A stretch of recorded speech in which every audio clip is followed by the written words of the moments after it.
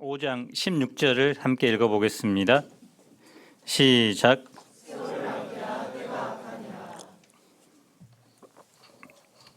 미국의 건국 아버지 중 하나로 불리는 벤자민 프랭클린이 젊은 시절 서점을 경영했는데요.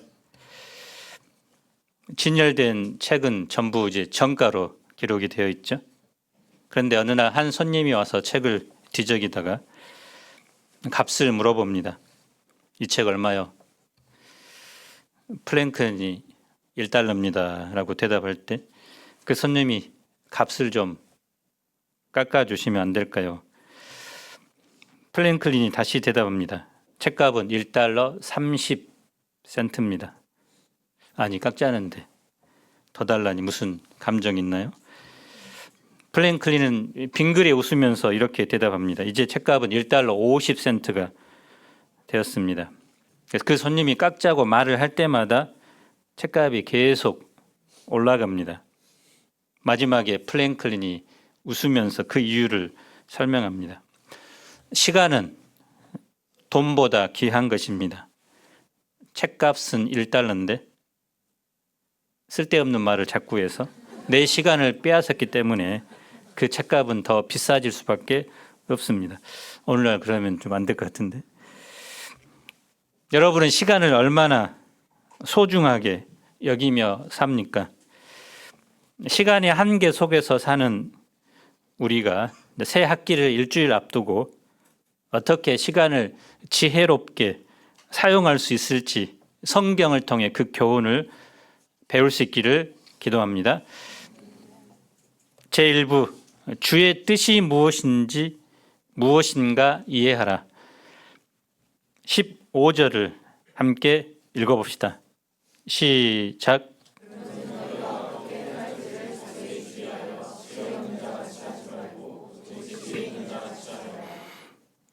바울은 지혜 없는 자와 지혜 있는 자를 대조하면서 오직 지혜 있는 자같이 하라고 권면합니다. 지혜 있는 자가 되기 위해서는 어떻게 행할 것을 자세히 주의해야 한다고 말합니다. 생각 없이 살지 말고 깊이 생각하며 살라는 뜻입니다. 시간에 대해서 내가 지금 시간을 너무 막 사용하고 있는 것은 아닌가? 내가 스마트폰만 너무 들여다보고 있는 것은 아닌가? 이스라엘 사람들은 매일 상번제를 드렸습니다. 일어나면 아침 번제를 드리면서 하루를 시작합니다.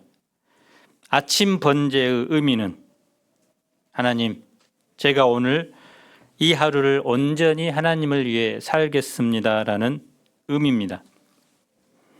또한 해가 지고 하루를 마무리하며 저녁 번제를 드립니다. 이 번제는 오늘 하루를 주셔서 감사합니다. 혹시 제가 하루를 살면서 하나님 보실 때 부족한 부분은 없었습니까? 라며 자신을 살피는 제사입니다. 하나님, 제가 이렇게 할까요? 저렇게 할까요? 이렇게 하나님께 물어보면서 살아가는 것이 신앙생활입니다. 질문을 많이 하는 사람은 지혜로운 삶을 사는 것입니다. 반대로 하나님께 아무런 질문도 하지 않고 사는 사람은 본문에서 말하는 지혜 없는 사람, 어리석은 사람입니다. 자신을 살피지 않는 사람은 오늘 살아왔던 방식 그대로 내일을 살 것입니다. 문제는 좋지 않는 습관들이 자신도 모르는 사이 삶의 패턴이 되어 고치기 힘들어지게 됩니다. 철학자 파스칼은 습관이 우리 삶에 얼마나 큰 영향을 주는지 설명하기 위해서 습관은 제2의 천성이다라고 했습니다. 우리는 자신의 삶을 늘 살피면서 어리석은 자처럼 살아온 모습이 있다면 그것을 끊어내고 하나님께서 원하시는 모습으로 변화되어야 합니다. 그러면 이 지혜로운 사람은 어떤 사람일까요? 한마디로 세월을 아끼는 사람입니다. 16절을 다시 읽어봅시다. 시작. 세월을 아끼라. 세월을 아낀다고 아껴지나요? 이 말은 단순히 우리에게 주어진 시간을 초 단위로 아껴서 일 중독의 삶을 살라는 의미일까요? 휴식이나 가족들과 함께하는 시간을 무시하고 일만 하라는 의미가 결코 아닙니다. 세월을 아끼라. 이 말의 언어는 시간을 살아, 시간을 구속하라라는 의미입니다. 종교개혁자 칼빈은 이를 이렇게 해석했습니다. 마귀의 손에서 시간을 찾아 나의 소유로 삼아야 한다. 즉, 이 공중의 권세 잡은 마귀가 시간과 관련해서 우리에게 가장 흔하게 쓰는 전략이 무엇일까요? 해야 할 중요한 일을 자꾸 미루는 전략을 구사해서 결국은 시간을 낭비하게 하는 것입니다. 바울 당시 에베소는 풍요와 쾌락의 도시로 알려졌습니다. 에베소의 중요 신은 사랑의 여신 비너스였는데요. 이 도시에 2만 5천 명을 수용할 수 있는 대극장, 경기장, 목욕탕도 있었습니다. 또 길바닥에 대리석이 깔려 있었는데요. 이런 글귀가 있었습니다. 아름다운 여자와 사랑을 나누고 싶으면 이곳으로 오라. 유혹하는 안내 그림이 있었는데 그것이 율락가임을 알려주는 인류 최초의 5개 광고판이었다고 합니다. 이런 사회 속에서 사람들은 안일과 쾌락을 즐기며 살았습니다. 구원받고 새 사람이 된 성도들은 이제 하나님의 자녀로서의 삶을 살아야 하는데 이제 삶의 패턴을 바꿔야 하는데 여전히 유혹의 욕심을 따라 어둠에 살고 있는 사람들이 많았습니다. 오늘날 우리 주변에도 시간을 낭비하게 하는 것들이 참으로 많습니다. TV가 얼마나 재밌나요? 채널도 많고 거기에 빠지면 헤어나오지 못합니다. 게임이나 오락 프로그램은 또 얼마나 많습니까? 관광지 또 스포츠가 얼마나 많이 개발되었습니까? 또 인터넷의 파산은 얼마나 넓고 깊습니까? 그래서 어떤 분이 이런 말을 했습니다. 이 시대의 사탄은 시간을 낭비하게 만든다. 사탄은 끊임없이 시간을 낭비하게 하는 쓸데없는 정보를 마구 쏟아내 놓는다.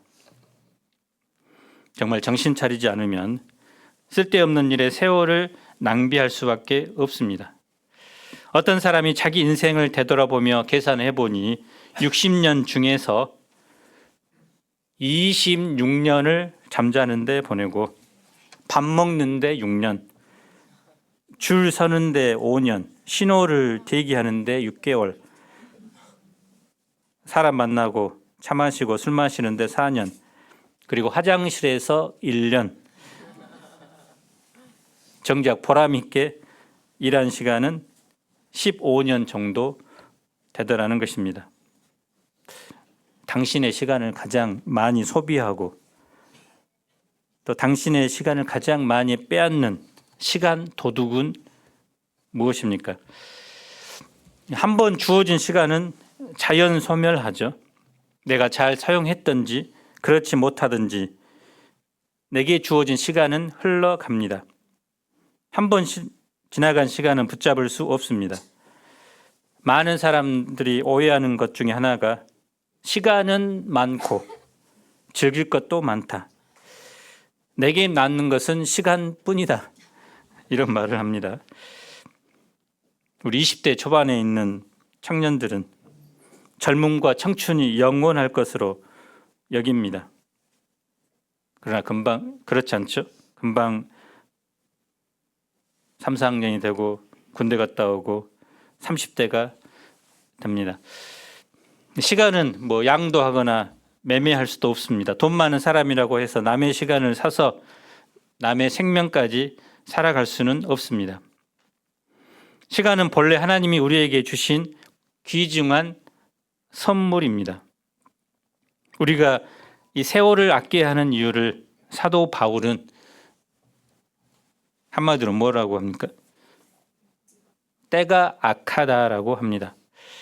이 말을 다른 말로 하면 하나님의 심판이 가까이 다가왔다는 의미입니다. 히브리서 9장 27절은 이렇게 말씀합니다. 한번 읽어보겠습니다. 시작.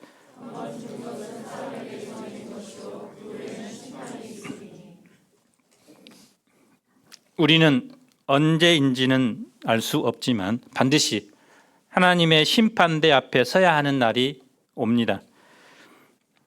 그 사실을 피하거나 부정하는 것이 아니라 오히려 인정할 때, 또 매사에 그 사실을 인식할 때 하루하루 정말 하나님 앞에서 살아가게 됩니다. 그런 사람만이 우리에게 허락된 시간과 기회를 잘 활용할 수 있습니다. 우리가 인생을 마치고 하나님의 심판대 앞에 서게 될 때 하나님은 우리 인생에서 여러 가지를 보시겠지만 중요한 심판의 기준 중 하나가 바로 하나님께서 부여하신 시간 그리고 기회를 어떻게 보냈는지, 지혜롭게 보냈는지, 생각 없이 어리석게 보냈는지 보게 됩니다. 그리고 어떤 사람에게는 착하고 충성된 종아, 어떤 사람에게는 악하고 게으른 종아라고 판단하실 것입니다. 우리가 시간을 어떻게 아낄 수 있을까요? 첫째, 내게 두신 주님의 뜻이 무엇인가 이해해야 합니다. 17절을 함께 읽어봅시다. 시작.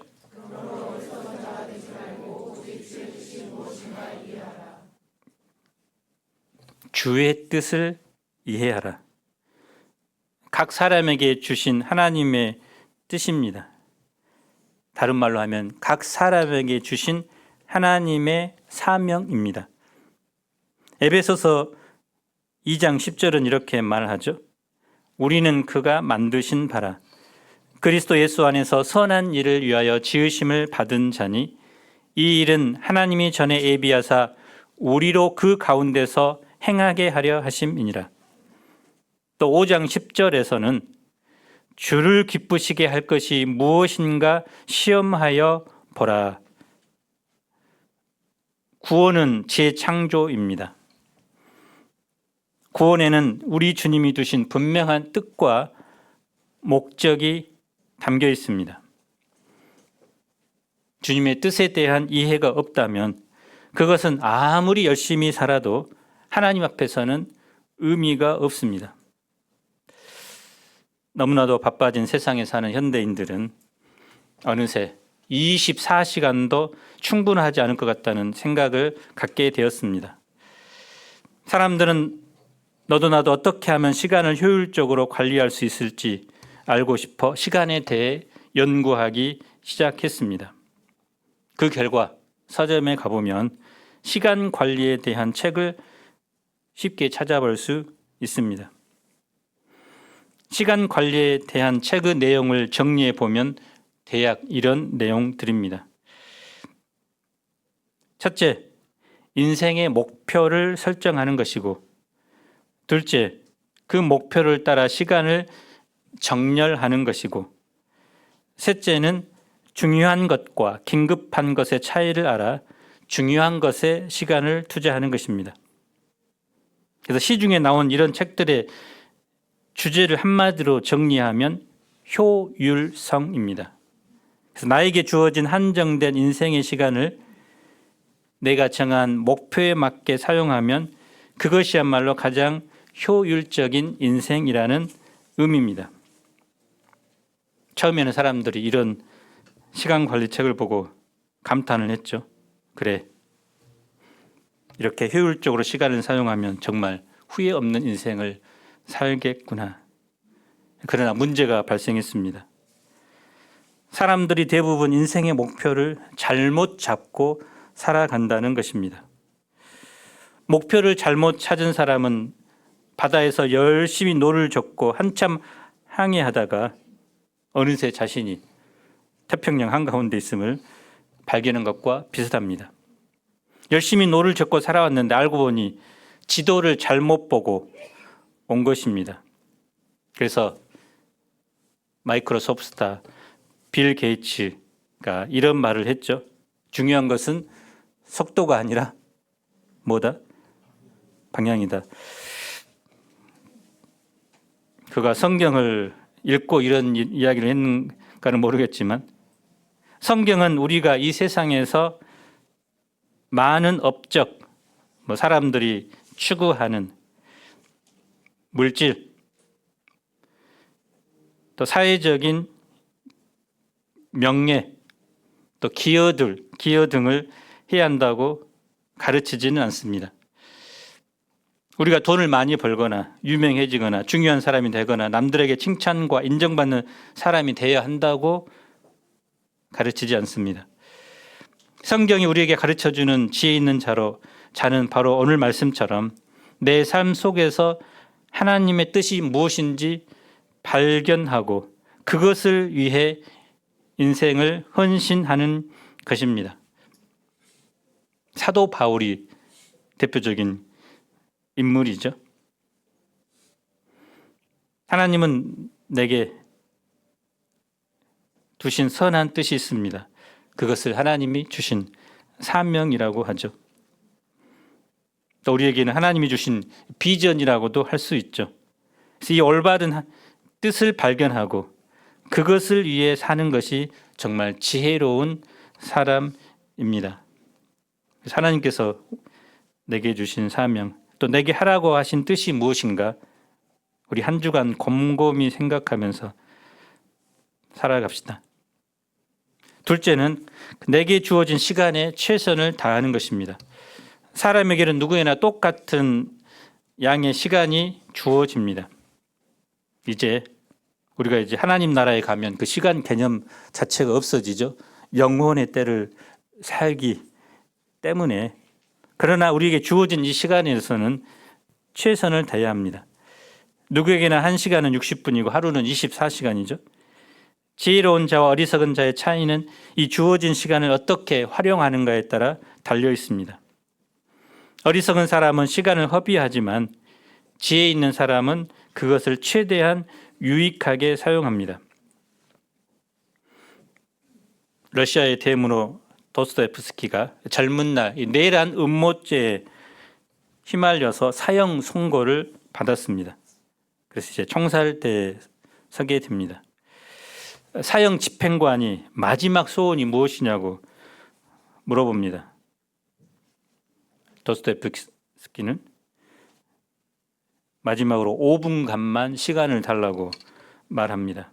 집행관이 허락하자 그는 5분을 3등분으로 나누었습니다. 처음 2분은 은혜를 입은 사람들에 대해 인사를 했고 다음 2분은 그때까지 살아온 28년을 의미했고 나머지 1분은 하나님께서 주신 자연을 그윽하게 바라보면서 죽음을 준비했습니다. 그래서 5분이 지나 집행관이 이제 사형을 막 집행하고 했을 때 갑자기 중지를 외치며 힘 깃발을 흔들며 달려오는 사람이 있었습니다. 젊은 작가의 재능을 아낀 황제가 특사령을 내린 것입니다. 이때의 경험으로 도스토옙스키는 그 5분을 잊지 않고 최선을 다하는 삶을 살았다고 고백합니다. 그래서 그 유명한 죄와 벌 같은 작품이 탄생되었습니다. 또 미국의 제1차 영적 각성 운동을 일으켰던 조나단 에드워드가 있습니다. 그는 자기의 20번째 생일 바로 직전에 하나님 앞에서 앞으로 어떻게 인생을 살 것인가라는 70가지 결심문을 글로 썼는데요. 그중에 시간과 관련된 몇 가지를 살펴보겠습니다. 결심 5에 보면 한순간의 시간도 절대로 낭비하지 않고 그 시간을 가능한 최대로 유익하게 사용하겠다.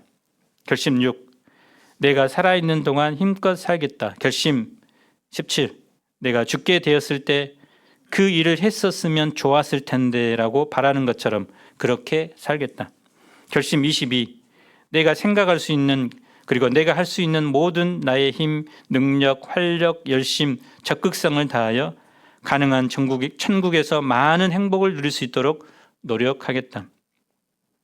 55세 길지 않는 삶을 살았지만 그는 불같은 설교 또 열정적인 삶으로 미국 대각성 운동의 주역이 됩니다. 그래서 내게 지금 주어진 시간이 내 일생 중에서 다시 오지 않는 시간이라는 생각을 갖고 최선을 다하는 삶을 우리도 살아가면 좋겠습니다. 제2부 성령으로 충만함을 받으라. 우리 18절을 함께 읽어봅시다. 시작.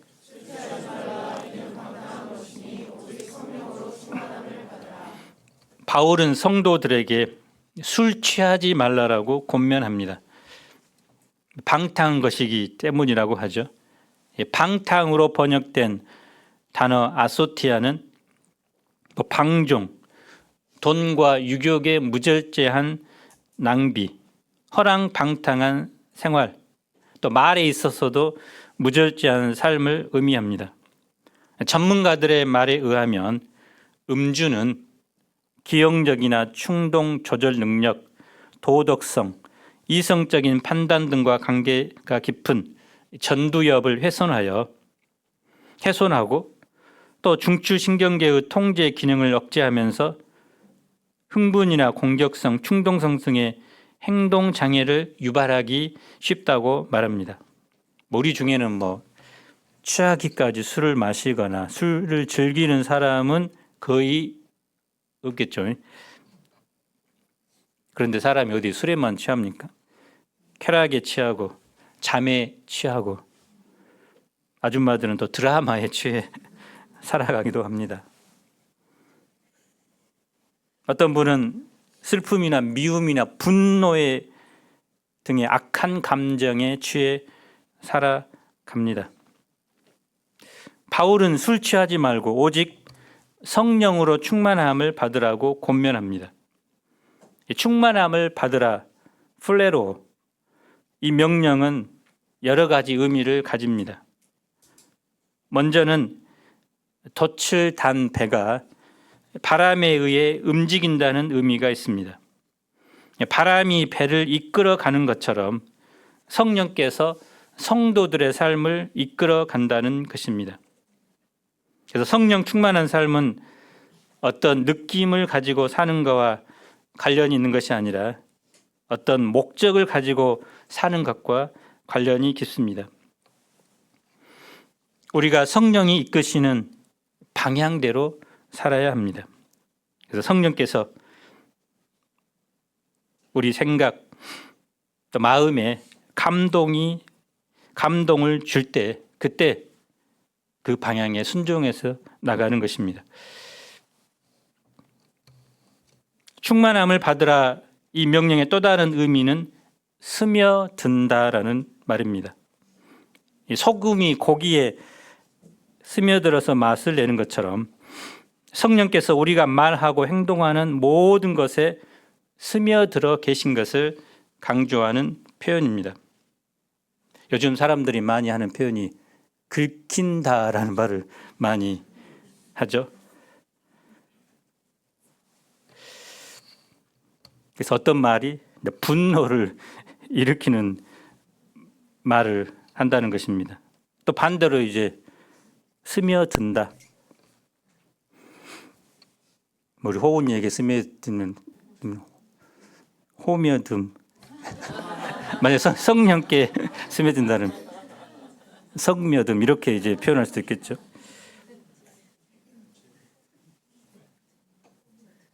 이것은 삶의 원칙과 관련되어 있습니다. 성령께서 우리 삶 곳곳에 스며들어 계신다면 우리 삶의 원칙은, 또 우리 삶을 움직이는 원칙은 우리 뜻이 아니라 주님의 뜻이 된다는 것입니다. 충만함을 받으라는 명령의 세 번째 의미는 통제하는 힘과 관련이 있습니다. 술 취한 자가 보여주는 여러 가지 말과 행동은 술이 그 사람을 강력하게 통제하는 힘의 결과입니다. 평소 부끄러워서 말 한마디 없던 사람이 크게 소리 지르고 쉼없이 말을 하고, 품행이 담정했던 사람이 시비를 걸거나 폭력을 행사하기도 합니다. 술의 통제력으로 벌어지는 일입니다. 술이 우리를 통제하는 강력한 힘이 되는 것처럼 성령께서 강력한 통제권을 가지고 우리가 말하고 행동하는 동력이 되게 하는 것입니다. 결론적으로 보면 이 성령 충만은 특별한 능력, 방언, 예언이나 환상을 받는 것만을 뜻하지 않습니다. 단순히 감정의 고조나 특별한 체험을 뜻하는 것이 아니라 성령께서 한 사람의 마음과 삶을 지배하고 인도하는 상태를 의미합니다. 그래서 나의 모든 삶의 영역을 성령의 지배와 영향력 아래 두는 것을 말합니다. 이것을 구체적으로 골로새서에서는 그리스도의 말씀이 너희 속에 풍성히 거하여라고 말합니다. 성령 충만은 곧 말씀 충만이라는 것입니다. 그래서 유명한 존 메가더 목사는 이렇게 말했습니다. 성령 충만은 그리스도의 말씀을 받아들이고 그 말씀이 우리 안에 거하며 우리 존재의 모든 부분에 스며들게 하는 것이다. 하나님의 성령으로 충만하다는 것은 그분의 말씀으로 충만하다는 것이다. 우리가 하나님의 말씀으로 충만할 때 그 말씀이 우리의 생각과 행동을 통제하며 이로써 우리는 점점 더 성령의 다스림을 받는다. 그래서 성령 충만의 본질은 자신의 마음과 삶을 온전히 이끌어 가시도록 삶의 주도권을 하나님께 내어 드리는 것입니다. 그리고 이 성령 충만은 한 번 받는 일시적인 것이 아니라 매일매일 우리의 삶 속에서 구현해야 합니다. 그런데 이 성령 충만한 사람에게 일어나는 세 가지 현상이 있습니다. 첫째는 찬양입니다. 19절을 읽어봅시다. 시작.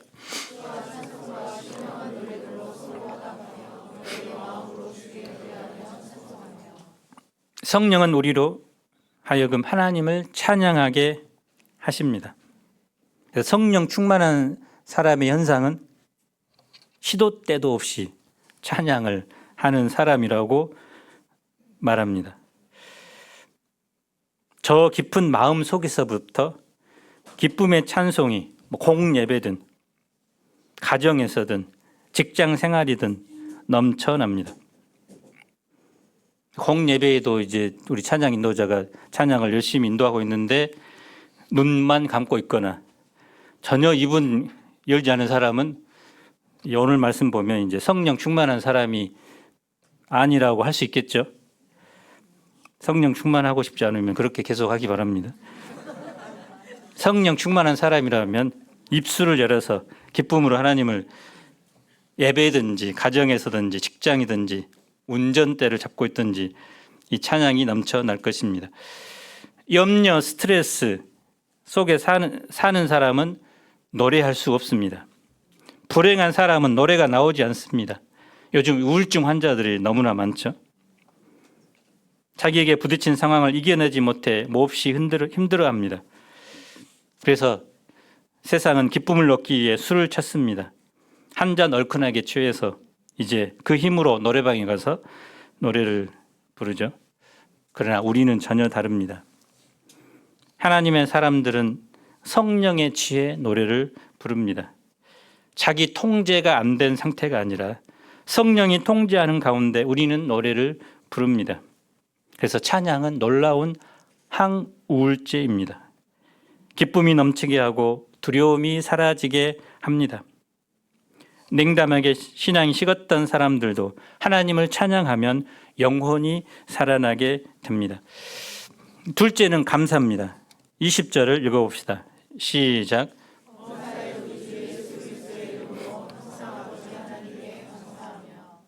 성령은 우리로 하여금 하나님께 감사하게 하십니다. 그래서 절대로 불평하지 않습니다. 원망하지 않습니다. 성령 충만한 사람들은 결코 부정적이지 않습니다. 맑은 날에는 햇빛을 주신 하나님께 감사하고 비가 오는 날에는 비를 주신 하나님께 감사합니다.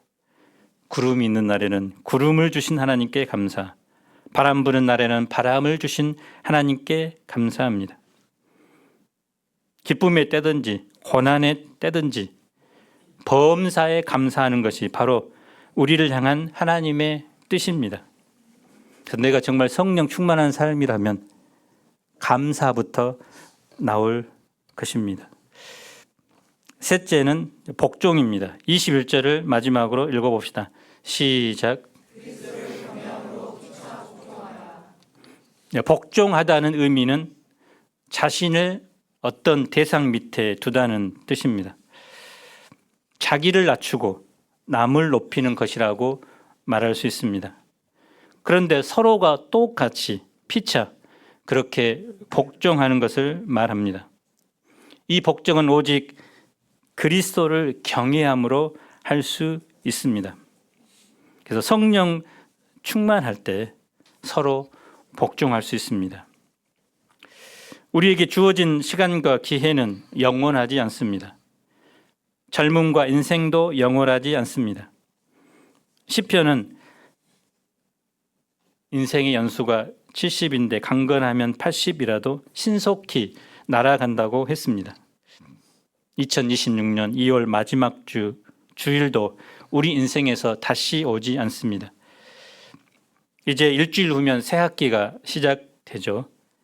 새학기에는 먼저 우리가 지혜로운 시간 관리자가 되어 하나님께서 내게 두신 뜻을, 그것이 전공이라면 또 직장 일이라면 또 영혼을 섬기는 것이라면 그것을 최선을 다해서 감당하는 새학기가 되면 좋겠습니다.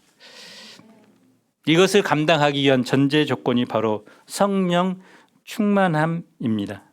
성령 충만함을 덧입을 때 우리는 하나님의 뜻을 온전히 우리 삶을 통해서 이루어드릴 수 있습니다.